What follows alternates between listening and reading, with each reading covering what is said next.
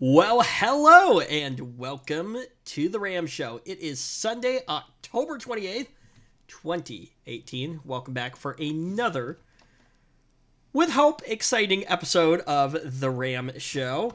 I'm going to bring Zach in here in just a minute. Zach, do not talk yet.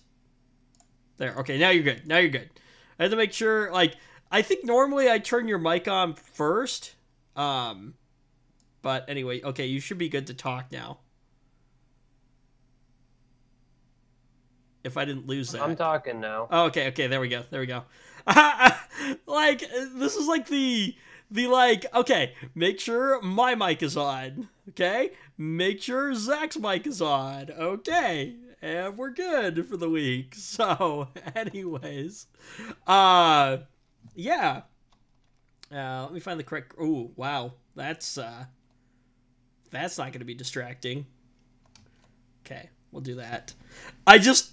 So the way the show works, I have the preview and program monitor, remember, in OBS.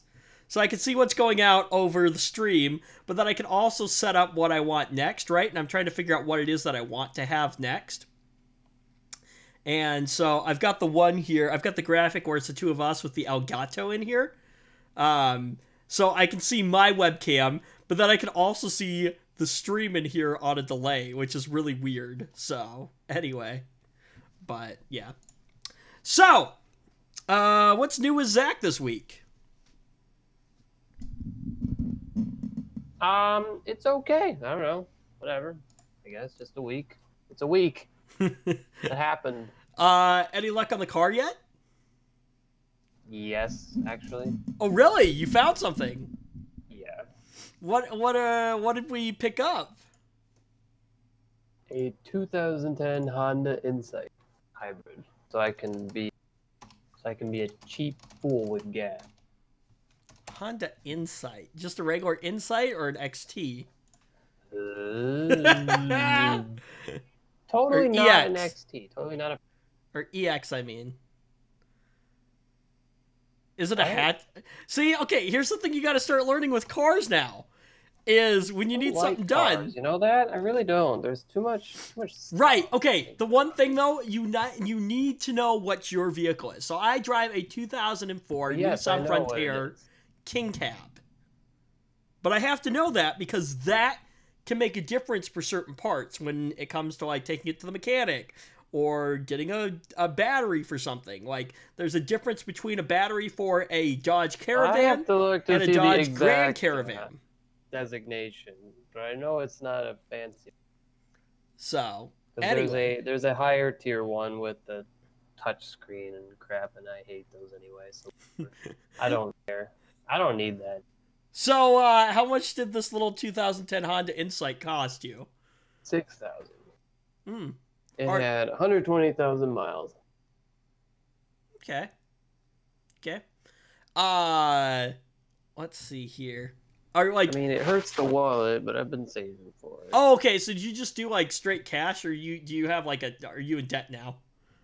No, it's paid for. Oh, well, I mean, that's nice, I guess. I mean, the sad part is, think about how nice of a system you could have built for that much money. Well, although it'll happen. I'm gonna do it anyway. Well, it'll happen eventually. But you need the vehicle to be able to get to work, so you can make money to pay for the new build. That's the problem. Yep, that's where we're doing it. So anyway, but hey, at least this allows you to be a lot more independent now too. When you want to go somewhere, not that Zach goes out. I mean, I don't run around all the time. I usually just borrow the Ford Explorer and go somewhere if I need to. But I mean, that thing is huge and it guzzles gas. Right. I don't what? No, I don't need to drive a Ford Explorer. God. This is so weird. Anyway, though, one thing that was funny that happened when I was driving it is one of the speakers did not work, and I was like, well, that kind of sucks. Gee, I thought that was my cable that was bad, so I got a new cable, and then no, it still doesn't work, and I'm like, gosh, that irritated me. And so I'm driving, and then I just hear the other speaker. It starts to make this horrible crackling sound. It's coming in and out. It's coming in and out. It's like, we're losing signal. Ah! And and then it just works. It just pops and it works. I'm like, I bet okay, how you. long is it gonna work for? Are they And like? it still works. Are they aftermarket? Like, are they aftermarket? Do you know? No, definitely not. Okay, so they're the original. I bet you probably what's happening is somewhere in there, like the connection There's is a loose connection. Somewhere, Yeah. I guarantee it. Yep, I bet you there's a loose connection somewhere. Unfortunately, Zach. I was, but you know what's funny is that happened like 30 minutes after I had just been mentally complaining about it because oh gosh, I just got this stupid cable and it wasn't even the problem. Right. So unfortunately, Zach knows nothing about cars, so he'd have no idea how to rip the door panel off to get that. I'm not doing that. No. No way I'll do that. Versus me, on the other hand, if something goes wrong with my vehicle and I can fix it, sure, I'll do it. That reminds me, I should check and see how many more miles I've got left before I need to change my oil again. So, you know, I don't like cars. You know what? Okay, I mean, changing the although oil. I will say it's pleasant enough. It's whatever. It's nice. Changing the oil is one of the like probably easier user tasks to do on your vehicle. Literally, you like unscrew the drain plug, you let the old oil drain out, change the oil filter, put new oil in. That is after you make sure you put the drain plug back in.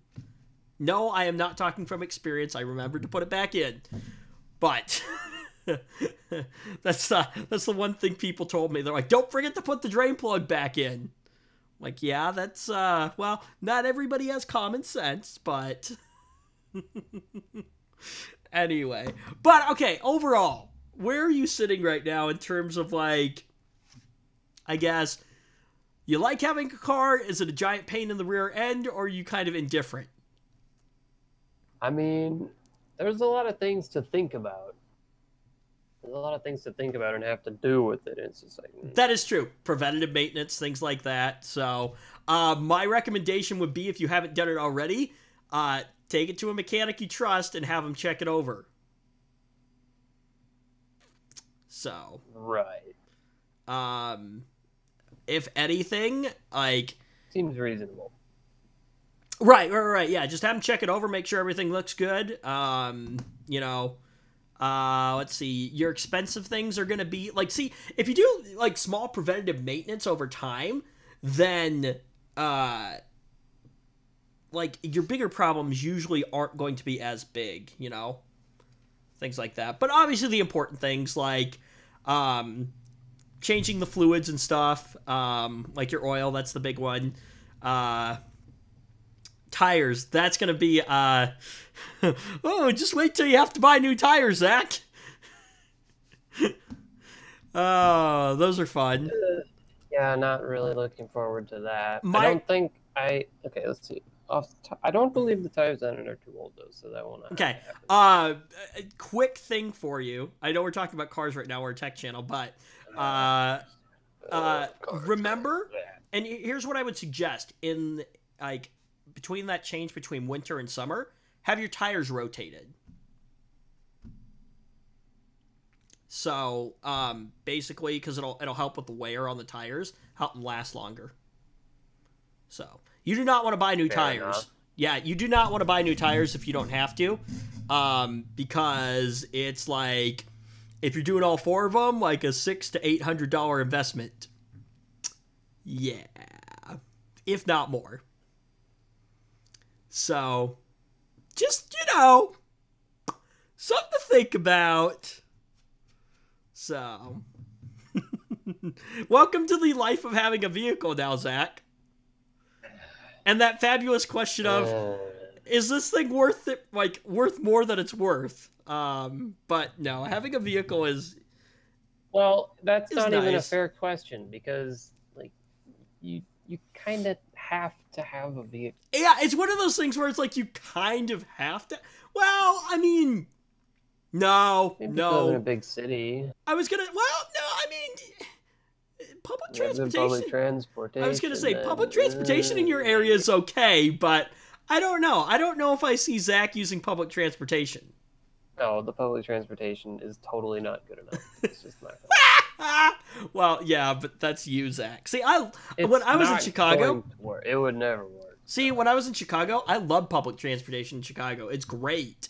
The way the L system, their elevated train system, and like their buses and stuff kind of all work in tandem together really well, is great. But anyways, so, excuse me. Okay. Oh, you know what I'm missing? I know what I'm missing for this week. I was like, I'm missing something. And you know what it is? You know what I'm missing, Zach? Audio? No. Oh, no. It better No. not be audio. No, it's something is it? kind of arbitrary. I'm missing my, I printed out paper copies of my notes for this week. What a waste of paper. That I absolutely love. So, well, you know what? Actually, now instead of me running away and going and grabbing them, I have my iPad sitting here. So let's just do this. Let's download these as a PDF document.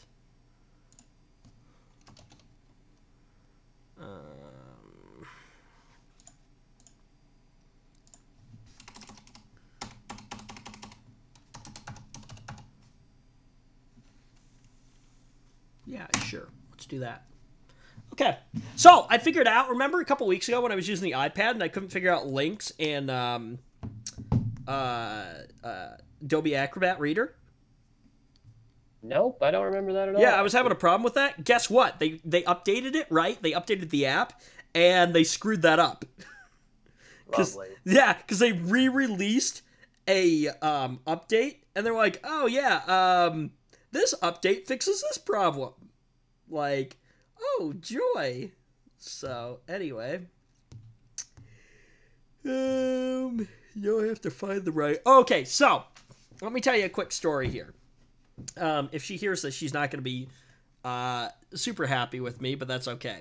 So, my place of employment offers like key cutting and key fob replacement and programming services, which is kind of cool, right? So I'm talking to my friend the other day about how as part of my training, we cut a key for my vehicle. I needed a second key for my vehicle, and so as part of the training, instead of cutting like a random key or whatever, we just cut one that would work with my vehicle. And so, as part of the training and everything like that, right? So now I have 2 keys and 2 fobs. I had 2 fobs originally, but I don't know what happened to the 1 key. Anyway, it might be like in the vehicle somewhere as part of like my aftermarket remote start. I think that might be where it went. But anyway, so I now have a second key for my vehicle, which is great and awesome. Quick funny side story about that. So we have this computer that we take out there with us, and we plug it into the port in the car, and then it helps us program keys and fobs and stuff like that. Well, some cars have like a transponder in them, and that's what you have to program the key for, so it works. My vehicle is not one of those. So the guy that was teaching me it, he doesn't drive a car, so he doesn't know a ton about them. And so anyway, so he's trying to figure it out. It's not working. Our boss comes back from doing deliveries and everything, so we ask him. He literally puts the key in the ignition and turns it, and it works. And both me and the other guy are looking at him like, what? Because we thought we had to program it. So anyway, turns out we didn't. But anyway, so I'm talking to my friend about how I have this new fob, or this new key, right? And how I'm like, oh, you only have 1 key, don't you? And she's like, yep. So this was a couple days ago, right? She's blaming me now because she locked her keys in her car the other day. Ooh, yep, that's gonna be not good.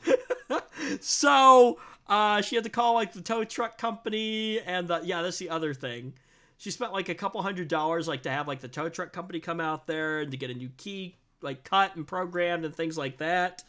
So anyway, she is now mad at me because she thinks I jinxed her. Yeah, it's your fault. Because she's like, wow, Zach, you're supposed to be on my side. Nah, it's your fault. You did it. Ow. Zach, you're fired. I'm just kidding. Okay. That's not much of a threat right now because Zach doesn't get paid, so. Yeah. So. Anyway, so yeah, so she's all mad at me now because of that, but anyway. But without me, like, I wouldn't have, like, you know, we gave her a pretty good deal on some stuff, so. We had some open things and other stuff like that, so.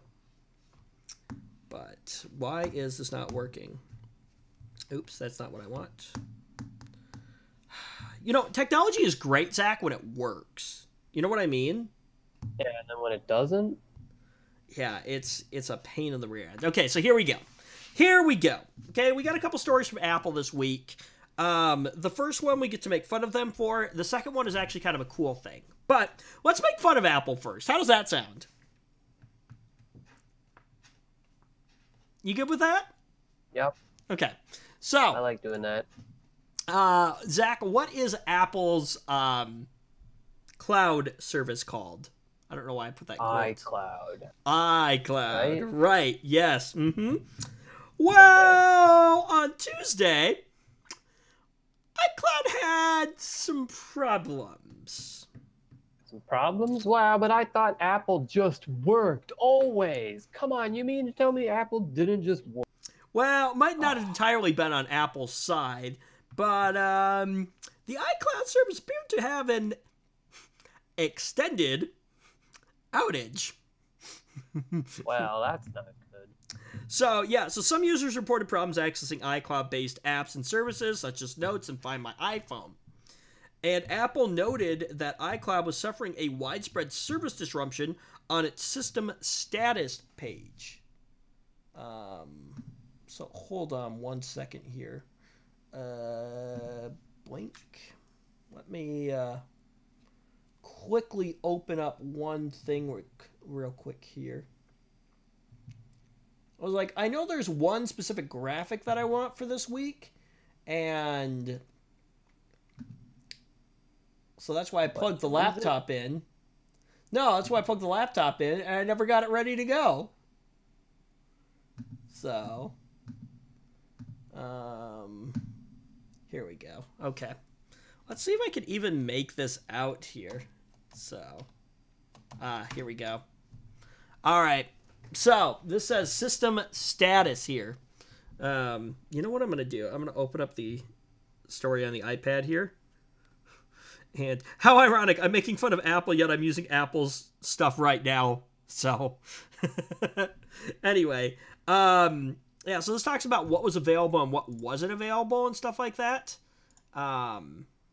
Which, oh, you are in there. Are you? No, that's me. Never mind. I was like, oh, Zach's actually using the rundown this week, but no, he's not. I don't need your notes. Wow.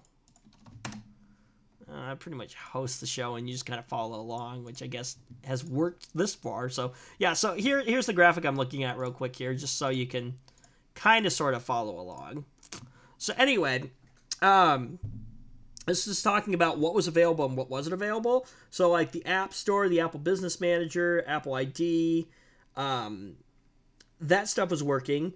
Yeah, like all the iCloud stuff, back to my Mac, documents in the cloud, find my friends, find my iPhone, iCloud account and sign in, backup, bookmarks and tabs, calendar, contacts, drive, keychain, mail, notes, reminders, storage, upgrades, and web apps were all down, as well as photos, mail drop, and iWork for iCloud. So, a significant number of apps were down. Just a few. Just a few, though. Just a few. Mm-hmm. Just a few. Did you look at that list, though? I mean, there's a decent amount of stuff on that list there. Why is that? Okay, there we go. Anyways. Oh, I was just thinking about this for a minute, because the screen wasn't responding there for a minute. I was like, do I need a new screen for my iPad here? Anyways, no, I don't. But, what was Jeez, at that point, you might as well just buy a new one because it'll be so expensive. No. See, okay, here's my thing, right? my place of employment gives a pretty good deal. I get parts for cost and then 10%. Oh, okay. So, in my case, it actually probably wouldn't be that bad to just take it and be like, hey, I need you guys to replace the screen real quick. So, yeah, at that point, probably wouldn't be that bad. Anyway, all right. I'm going to unplug that because I don't think I need that anymore. I think that was the only graphic I needed. Okay. Anyways. So, yeah. So, not everyone was apparently affected by the outage, and I don't know whether that was based on location or based on what you were using, I guess. Possibly. But the outage appeared to affect some key Apple software services, such as iCloud Backup, which, okay, yeah, that would probably be a major one. iCloud Drive, and a number of productivity apps. But iCloud Keychains for secure login and general account sign-in for iOS devices was also affected, and that's like the big major one there that went down. So, Fun.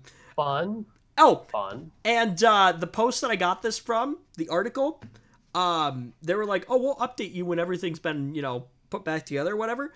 I haven't seen any updates on the article, and at last check on it, Apple did not respond with anything. Wow, I guess it must still be down then, huh? Maybe. Let's see. So this says the issues have been persisting for hours, according to a number of anecdotal accounts on Twitter. Yeah, we'll update this post when the situation has been resolved or when we have additional information. That's all it says. There's nothing else there. So, but yeah, kind of like, I guess, a typical Apple function. Fashion, I think. Yeah, thank you. Fashion. Apparently they didn't say anything anywhere about what was going on. Because, way to go, Apple. Way to go. So, anyway. Yeah.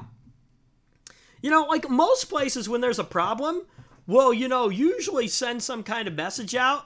Like, at least on social media, like, hey, we're experiencing problems, sorry about it, we're working on it. Kind of thing. You know what I mean? Like, anyway. So, this is cool, though. This is cool. Remember earlier how we talked about Apple's updated iOS that blocked password cracking tools like GrayKey? Yeah, that sounds familiar. Yeah, so GrayKey is basically, well, do you know what it is, Zach? Refresh me. So, GrayKey is like, I think it's a device or something, but it's some kind of software that like law enforcement uses to crack devices. Okay.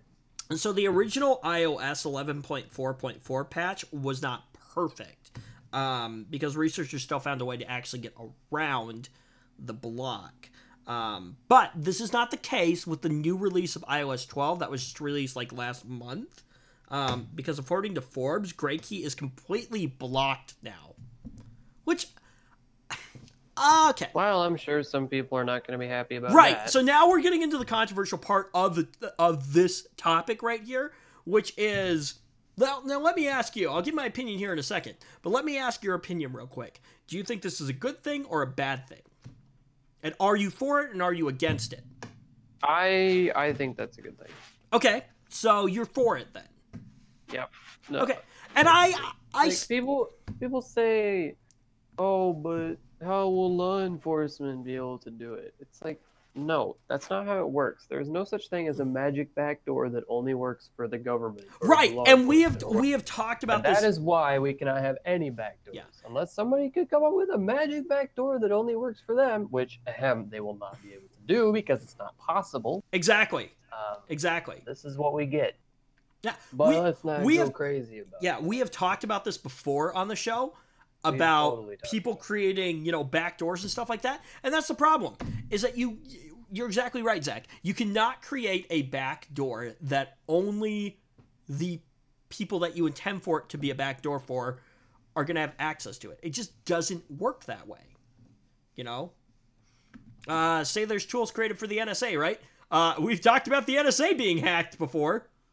So... wasn't it that story? Like some guy walked out with like terabytes and terabytes worth of like files or something, I think, right? If I remember correctly. I forget. I think that's what it was. So It was something awful. yeah, so my opinion is that, like, I am totally for protection for, privacy for the user, which is really, really cool. I like that. Because, I don't know. Like, privacy is important. And, yeah, the whole, like, oh, the NSA is spying on me and things like that, which I don't know if I'm using. I apparently keep using this term incorrectly with the tinfoil hat thing. Like, I don't believe in that. So would that be me putting the tinfoil hat on, right? Or Like, not? What term do you talk about? Well, the term is tinfoil hat. Wearing a tinfoil hat, right? Yeah. But You do have a habit of using that wrong. yeah. Okay. So let's see here. So me, I guess, not believing that the NSA is spying on me, is that me putting the tinfoil hat on? To some extent, although there is lots of evidence to support that. Right, but I just So kind of don't believe that less they. than you think. Well, right. I don't Yeah, like know. terrorist groups, right? But, like, I don't believe the NSA is specifically targeting me. Oh no. Yeah, so that's why I'm saying, like, I kind of have my tinfoil hat on, because they could be, maybe, but I don't know. Probably not. So, I'd like to believe the NSA has better things to do than that, But, like, that's the thing. Yeah. Like, some people believe that, like, the NSA is, like, spying on everybody. Which, No.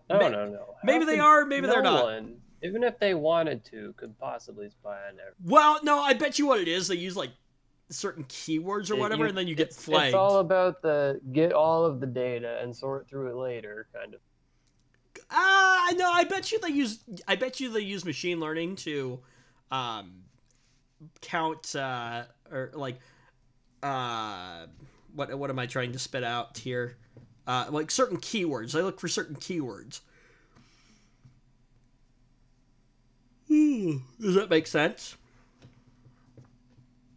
I bet you that's possible, maybe. I don't know. I bet you that's probably how they do that. They flag certain keywords and they're like, "Oh, now we have to watch this person." No one can really know what they're doing.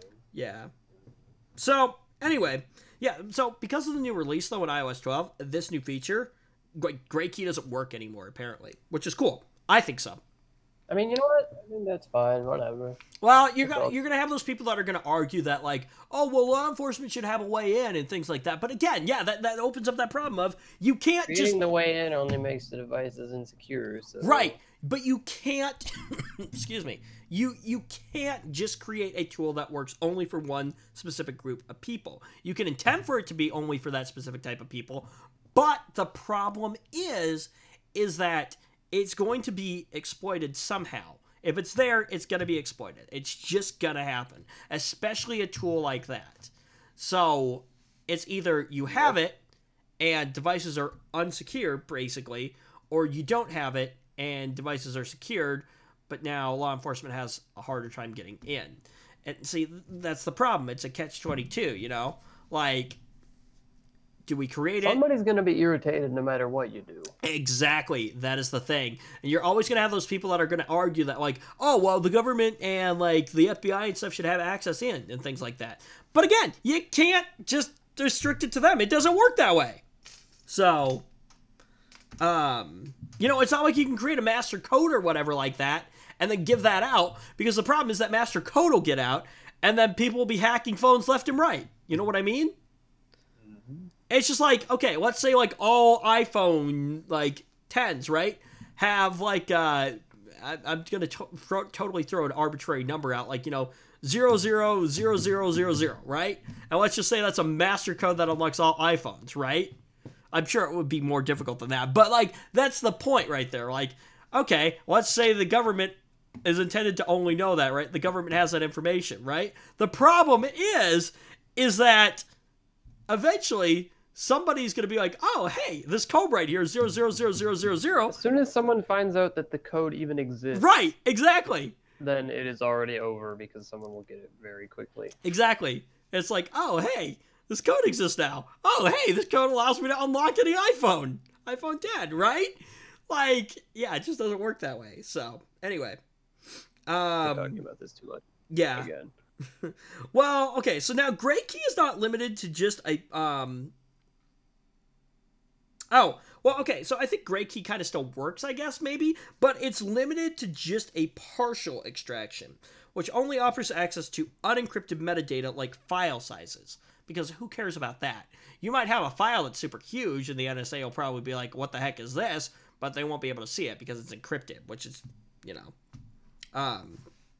But, although that might be enough to actually get, like, a warrant or something like that to get the phone unlocked. So, And in that case, then... But anyway, now, Forbes does not make it clear if the patch was something done recently or not, or if it's been in the works for a while. And it's not clear what Apple has done to lock out Gray Key at this time. Here's the thing. This is one of those things where we know Apple as a company is pretty secretive. This is one of those things that I'm okay with them being secretive about. Because... I mean... Whether you're okay with it or not, that's just how it has to be. Right. Well, yeah, but see, that's the problem. If Apple, says, oh, this is what we did to specifically lock out Gray Key, right? That's like giving you, a book, oh, this is what we did. Okay, here's what you have to, figure out how to, bypass. But it's like giving you a giant clue, So, anyway, apparently, I wrote myself a note in here. Because apparently I needed to look at something in here.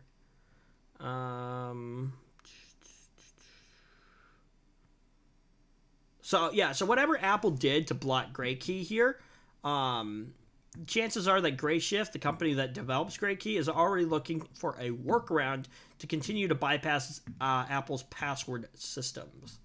So, as would probably be expected,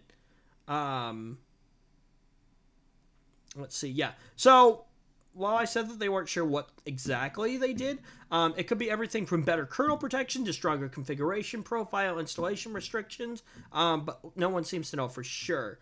Now, according to police officer Captain John Sherwin from the Rochester Police Department in Minnesota, hey, there you go.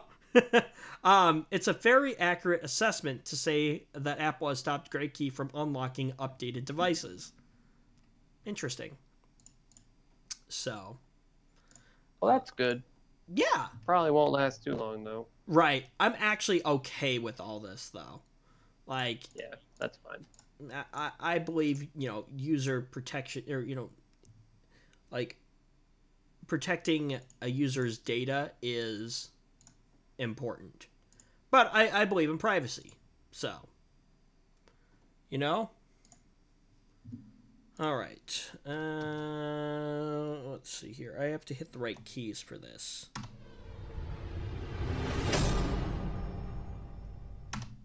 I totally forgot to get that set up earlier. I am so bad at producing this, directing and producing the show at the same time. So, anyway. Although, I'd still love to see Zach try, because I think that would be funny. I think I might have to pass on that one. Hey, you know what? Joe is producing shows now. He's producing the Weekly Tech Rewind, which I need to actually record. And he's doing pretty well. So if he could do it, you could do it. So. But do I want to? Okay, let's say this took off and you were actually getting paid to do it. I'll do it then. Of course. That's the thing, though. It's like, I don't super want to do this, but it wouldn't be that bad. No, honestly, you don't want to pay me. Well, you know what? I'm good with what we're doing right now. Right. Well, yeah, because you're not getting paid, but if you were getting paid, on the other hand, it'd be a different story. So, oh, I got an email. We got a comment on our video. Did you?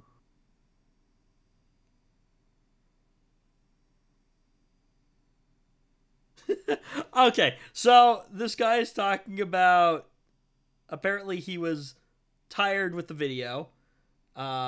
This is how to wake up to your Spotify playlist. I'm guessing this person probably had an iPhone, and eventually realized that that does not work on the iPhone. So, there used to be an app called Alarmify, that would link to your Apple, or your Spotify account, and then you could use that to wake up to Spotify playlists, which is pretty cool. Then Spotify. I actually think I remember. I remember we were talking about how to do this kind of stuff. And then what Spotify did, they updated the terms of service, rendering the app useless. So then the app just disappeared. And then a while ago, not that long ago, Spotify and Google teamed up to integrate the feature into Google's Clock app. And so we made a new video about that.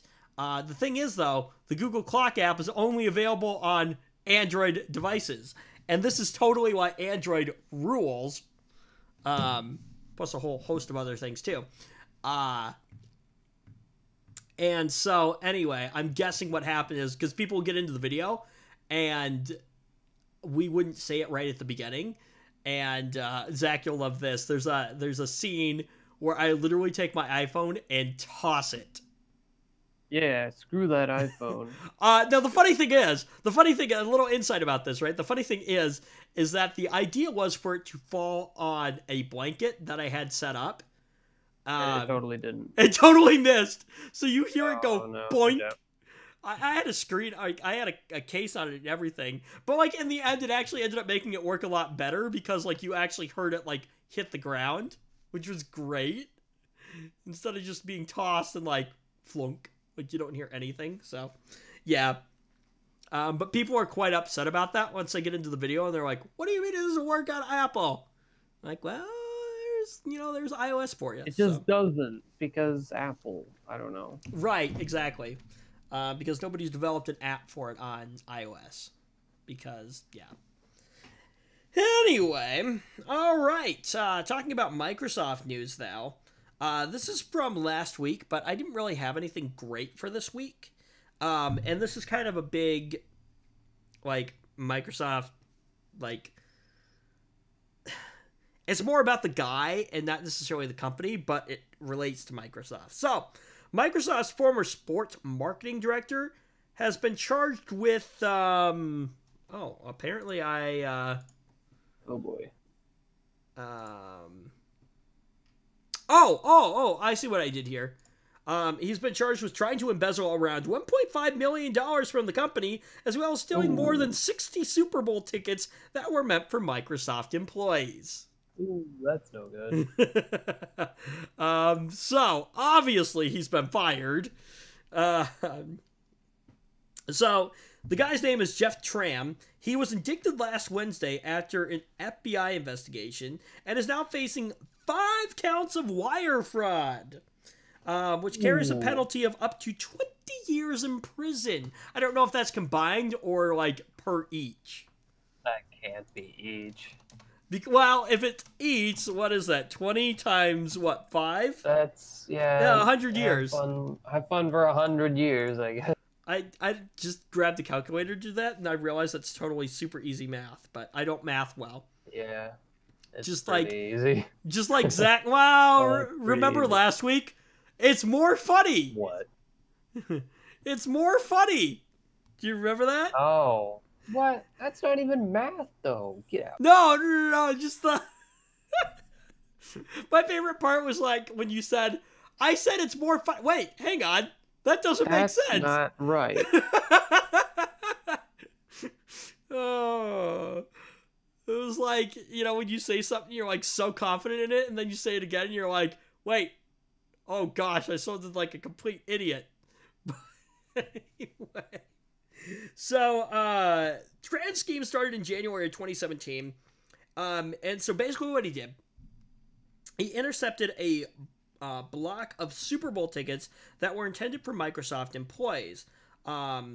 He oversaw the relationship with the NFL and said he would personally deliver the tickets to company managers. That is like the first red flag right there, probably. Although, I don't know. I guess if you're like, if you're the bridge between the NFL and Microsoft, okay, I could probably see it. How does a guy like that not get paid enough already? Right. Well, some people are Jeez. probably, people are greedy and overexploit, and they're like, oh, hey, this is a way to make some extra money. So get this: he sold around 60 of the tickets to a broker for $200,000. It's a pretty good payday right there, huh? That's a bit of money, right? Just a bit, right? Oh, okay. Hang on. It goes on from there. He also made another $12,400 selling them to a Microsoft employee who thought Tran had bought them with his own money. Then a few months later, Tran hatched a more lucrative plan. He convinced a consulting company to send Microsoft a $775,000 invoice from an unnamed vendor. So if you're thinking to yourself, okay, why would the company agree to this, right? Like, why would this consulting company agree to send an invoice to, or pay an invoice for that much money, from an unknown vendor? Well, basically, he threatened to cut the relationship between the company and Microsoft. Okay, so why can't they just talk to somebody else at Microsoft and say, hey, this guy, what's yeah, the problem? I don't know. But that money obviously went into Tran's bank account, right? And then he tried the same gambit in July, asking for another $670,000 invoice, and then also planned to request a $500,000 invoice later.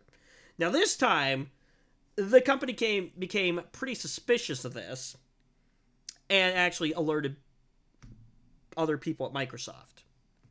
So obviously, I'm sure an investigation opened up. Now, Tran deleted incriminating evidence and claimed that he had been, this is my favorite part, hacked. I've been hacked. He did return the $775,000 payment to Microsoft. So, anyway. Here's my question, though. Should it have gone back to Microsoft or shouldn't it have gone back to the consulting? I don't know how all that works, but anyway. Because to me, it sounds like he screwed the consulting company out of that money. So why should the money go to Microsoft then? Shouldn't it go back to the consulting company? Yeah, I don't know. Anyway. I don't know. So, yeah. I don't know. Anyways.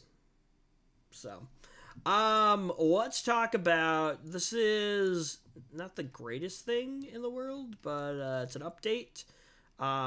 We've been talking about net neutrality for a while. So, California strikes a deal with the FCC to delay state net neutrality law. So, yeah. So California has agreed to delay the enforcement of its gold standard net neutrality bill, according to a statement from the law's sponsor, Senator Scott Weiner. I believe that's how you pronounce that. So the net neutrality rules were set to go into effect next year, but California officials have agreed to wait until the courts have resolved any pending litigation over the FCC's rollback of federal rules late last year. The stupid rollback, but anyway, that's besides the point. So, yeah.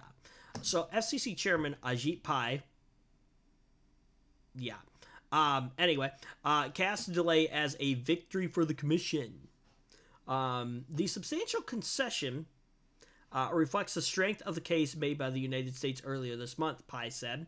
It also demonstrates, contrary to the claim of the law's support, that there is no urgent problem that needs regulation, or that these regulations are needed to address. That most of the country has basically third world tier internet. Okay, that's a bit of an exaggeration, but seriously, what are we doing? Right. What are we doing? Did you see the screenshot I sent you a couple weeks ago? Maybe? What one? The speed test one. Oh, yeah. Your stupid co-op, whatever. No, this wasn't my co-op. This was, I was doing a Yeah, wedding. whatever. I was doing a wedding in Osage, Iowa, right? And so this is Osage Municipal Telecommunications, right? The download speed, 52.9. The up speed, not great. Definitely better than probably what you get, though, Zach. 16.4. So, it's amazing how many like small telecommunication companies we have in this area, and I wish more states did that. You know what I mean? Like, I wish there were more small co-ops. Oh yeah, what the heck? Absolutely. You get far better service, far better speeds, things like that. Just curious here.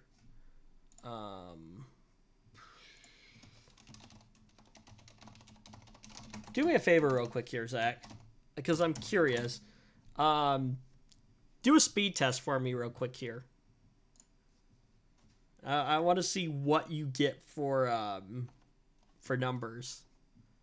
I have okay speeds. They're not bad. It's just the reliability sucks. That's the problem. So you're not going to be appalled. Well, okay. So my ping is 1 second. I'm streaming, so I would imagine this is going to be slightly, excuse me, slightly lower here. Oh, this is my down speed. You would know if you were watching the stream what my numbers are, Zach, but anyways. Any guesses for my down speed? 100. No, I don't get 100. I wish. That'd be sweet. No, I don't get 100. 45.38. I get like 50. Oh. What about my up speed? Probably the same. No. Download. No, it's not parallel. Oh, really? No. Oh, you had that too. Nope. Nope, it's not parallel. 19.59. So like, what is it?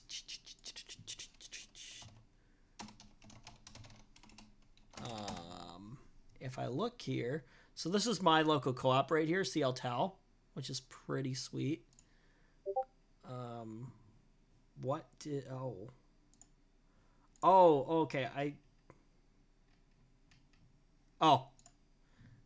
maybe. Should have sent that. Oh, no, I wouldn't have gotten it in Slack. Let's see here. Yeah, like 50.25 is what I get. Next tier up was 150, 250, 125. Anyways, so, yeah. Yeah, I could probably make that work for you, Zach. Anyways. So, basically on this, yeah, they're just going to kind of, as I pull that up there, so everyone got to look at our Slack conversations there for a while. Not that there's anything super great in there. Anyway, so yeah, so this is a thing that's happening. Let's see here. Let's see. California State Senator Scott Weiner, who had championed the bill, describes the decision in different terms. Of course, I very much want to see California's net neutrality go into effect immediately in order to protect access to the internet, he said in a press release. Yet I understand and support the Attorney General's rationale for allowing the D.C. Circuit appeal to be resolved before we move forward and defend our net neutrality law in court. So, anyways. So, hopefully. Anyway, okay. Last story for the week. This one's kind of cool. So, what is the biggest gripe that consumers that have the ability to be able to repair their devices have? Oh, I know where this is going. I heard about this. Actually, awesome. Care to share? Care to share? What is it? You never answered the question. Oh, wait. What was the question? What was the I was question? just talking about the thing that happened in general. What did you the question was, what is the biggest gripe that people who have the ability to be able to repair their own devices have? The people who have the ability to repair their own devices Like- have gripes?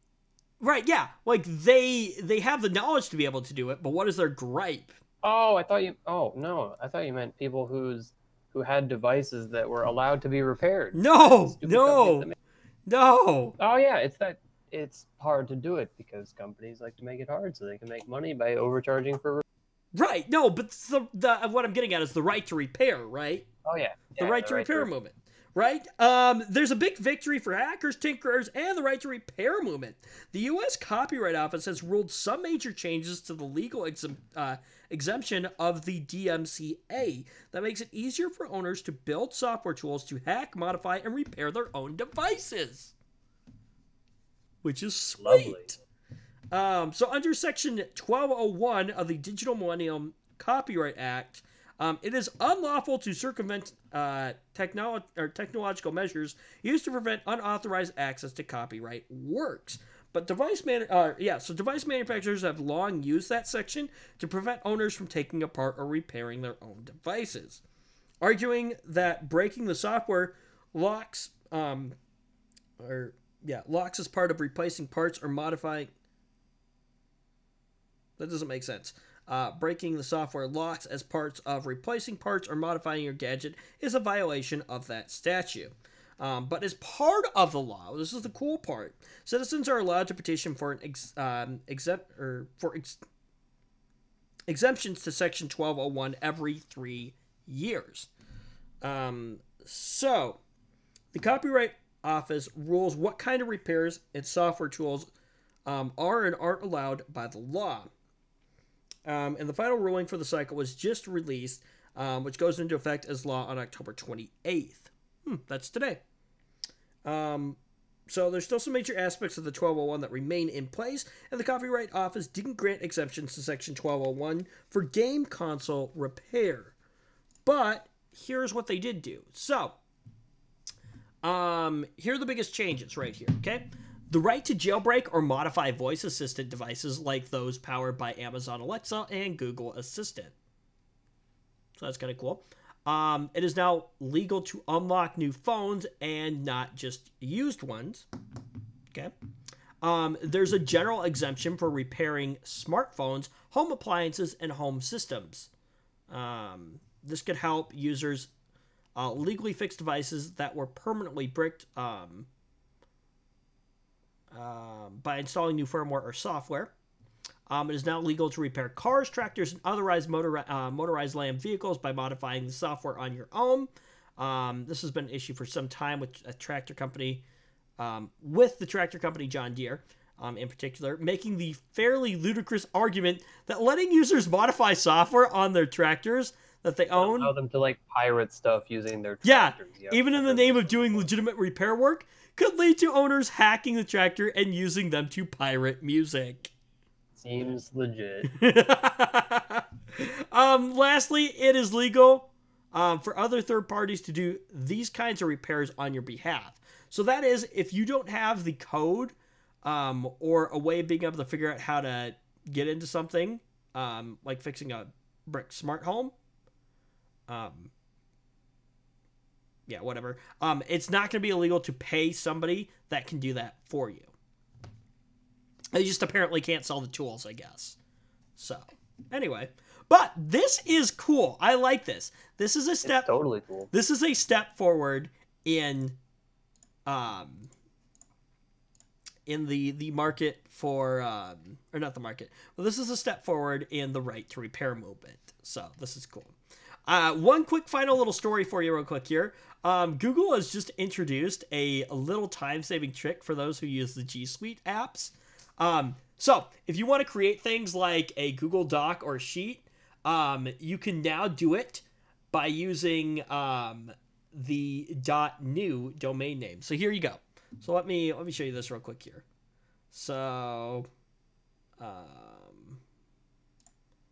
and you can try this too real quick here. Let me pull up the right thing here. So we go up into the address bar here. So doc.new. There it goes. It creates a brand new Google Doc. And it works across platform, across any browser, I guess. That's pretty neat. Yeah, that's pretty neat. So, quick little tip for you there. So, anyways, all right. Somebody's complaining that they've got stuff to do, so I do. Sorry. no, it's fine. It's fine. We've gone about an hour, so anyways. So yeah, that is gonna do it for our show this week. The coolest thing, that whole kind of moving forward with the right to repair thing. That is awesome. Totally awesome. So, anyways, yeah. All right. With that said, I don't have anything else to add. I'm pretty sure Zach doesn't. Do you? I'm good to go. All right. Well, with all that said, thank you so much for joining us. Where is my... Oh. Ah. Sorry. I legit... That's the first time I've ever punched to black on this show. Nice job. I just put us in black. That is the first time during the show I have ever punched to black. Where did I hide that? Oh, there it is. There it is. Because I added the Elgato, I had to adjust some stuff. So anyways, so yeah. All right. Well, thank you very much for joining us. Get subscribed down below if you haven't done that already.